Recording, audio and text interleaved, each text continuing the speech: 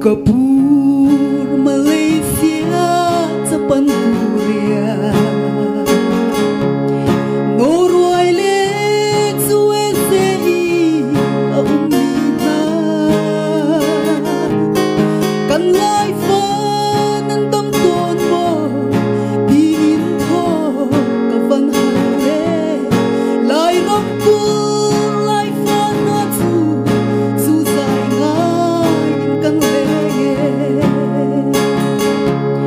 Bom san tu cha kan ngai lo At san ni aku min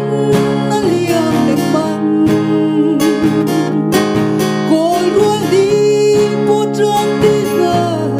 Bizaw ni fore nanti Toy na mo tiyaw ruang tiangin Tiyak lang ba bang fight na Ramdangi a umbi unaw na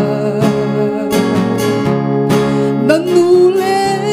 na paso na kan ruwa ang kan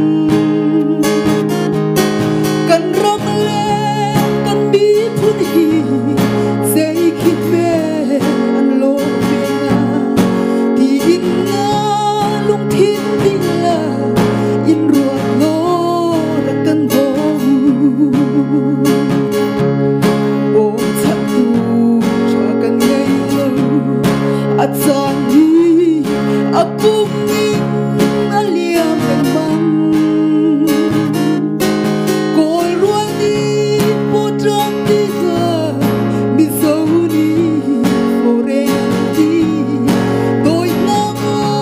Tiyaw ruang tiangin Riyak lang ba Bang fight na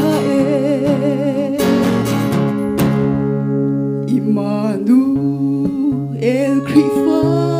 lai rong sa Kar chin chin câu sẽ tin khá giá